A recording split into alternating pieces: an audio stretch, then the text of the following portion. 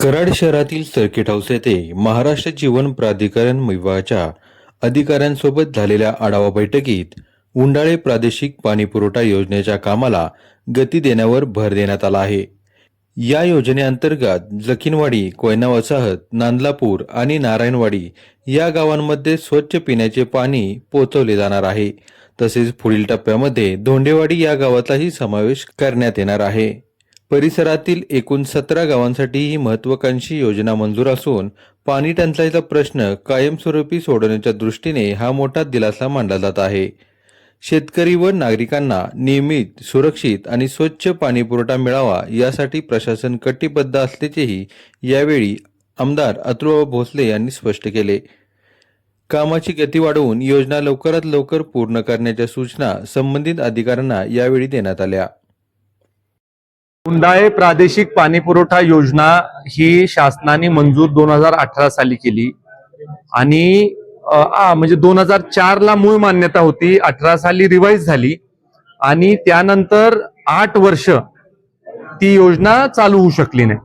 मग ती योजना चालू व्हावी याच्यासाठी आम्ही सगळ्या ग्रामस्थांशी चर्चा केली, ज्या गावांना पाण्याची गरज आहे त्या गावातल्या लोकांची चर्चा केली आणि खऱ्या अर्थानं लोकप्रतिनिधी म्हणून माझी जबाबदारी आहे की जर का एखाद्या योजनेवर शासनाचा पैसा एवढा खर्च झाला असेल आणि जर का वर्षोनवर्ष ती योजना चालू होत नसेल, जे 2004 ची मूळ मान्यता, 2018 ची विस्तारित मान्यता किंवा जे काही मॉडिफाईड आपल्याला मान्यता द्यायची होती ती 2018 साली दिली आणि 2026 उजाडलंय आज आणि ती योजना पूर्ण नाही। म्हणजे 22 वर्ष योजनेचं काम चालू आणि ती योजना पूर्ण नाही। हे खरं तर चांगलं नाही आपल्यासाठी। त्यामुळे गुलाबराव पाटील साहेब सभागृहामध्ये असताना हा विषय आम्ही तिथं सभागृहामध्ये घेतला, त्याची बैठक मुंबई स्तरावर झाली आणि फास्ट ट्रॅकवर मला योजना पूर्ण करून पाहिजे लोकप्रतिनिधी म्हणून आम्ही तिथं अट्टास धरला किंवा आम्ही तिथं खूप विनंती केली मंत्री महोदयांना आणि आज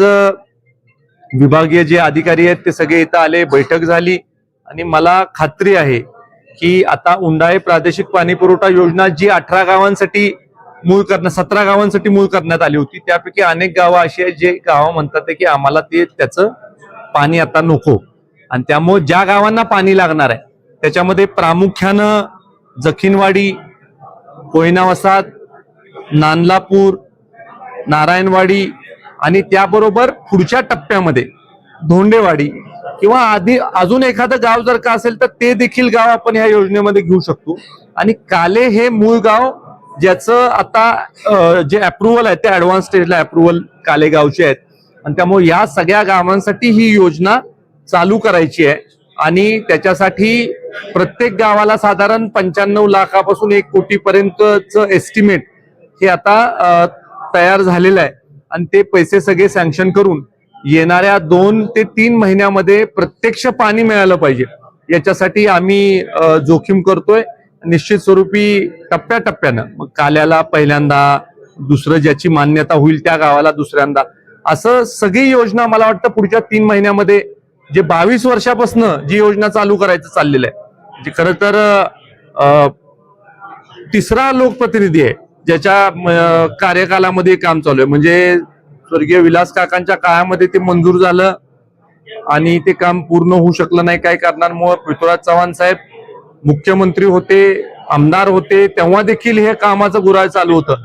पण आज माझ्या कारकिर्दीमध्ये मी हे पूर्ण करून स्वच्छ पिण्याचं पाणी नागरिकांना देण्यासाठी कटिबद्ध आहे।